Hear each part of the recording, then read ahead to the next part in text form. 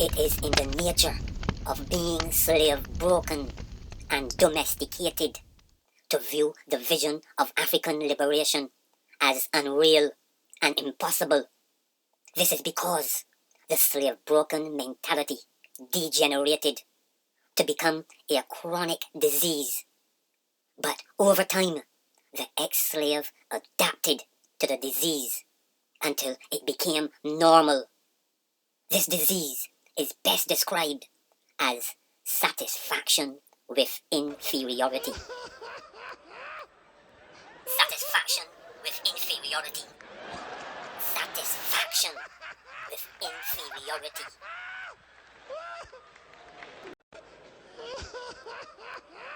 Satisfaction with inferiority causes today's ex-slave to be satisfied with wearing the name of the slave breaker that broke and enslaved his forefathers and raped his foremothers on a daily basis. This satisfaction with inferiority will cause the ex-slave to always have a master.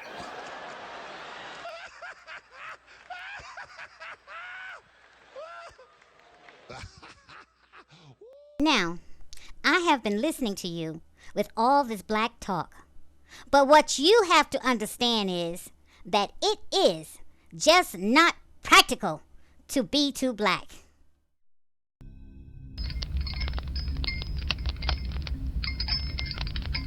Take a good look around the world today, and you will see that there is only one group of people that are identified by the names of another people.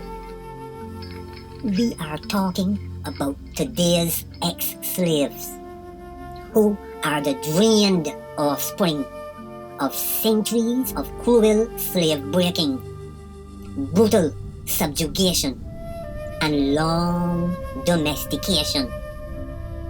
We are talking about what happens to a people when they have been drained and emptied of their inner being and refilled with the spirit of another people, so that they would always be the eternal followers of orders. They were branded and identified by European names to show that they will always be the subjugated property of Europeans. It is very important to remember that these ex-slaves with their European names are a people who have been spiritually gutted to remove their whole inner being. All that is left today is that which was fashioned by Europe. The whole purpose of this operation has always been to create permanent zombies who would have no other purpose in life but to work for Europeans. In the process of cloning a zombie, the victim had to be first made to feel like a non-person.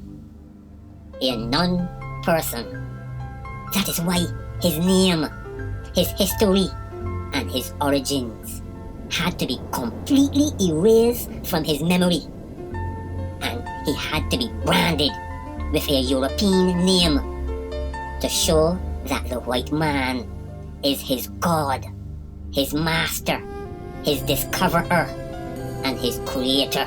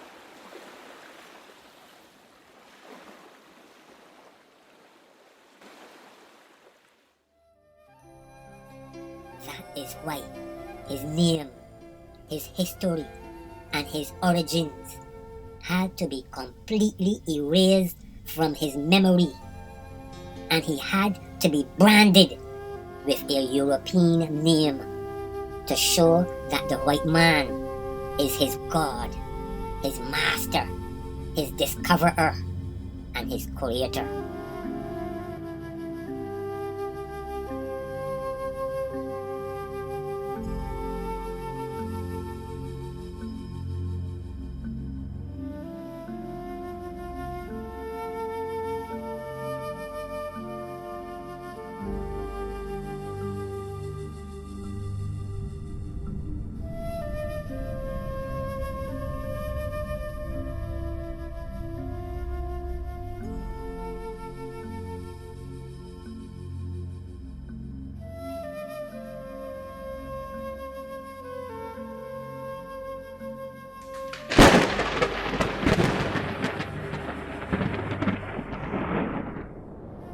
So, when you see an ex-slave walking around today with a European name that indicates his acceptance of inferiority, you are looking at the result of a diabolical slave-breaking operation that set out long ago to clone a modern-day zombie.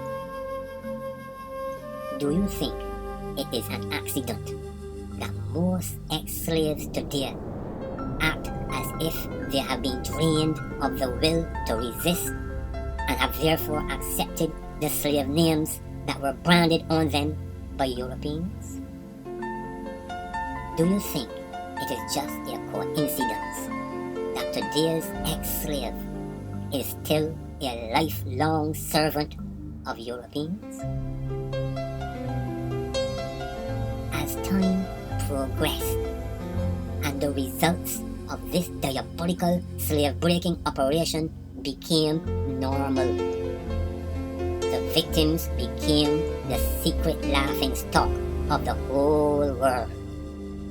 Because while being very vocal about their equality, their slave names would continue to openly proclaim their long-lasting inferiority.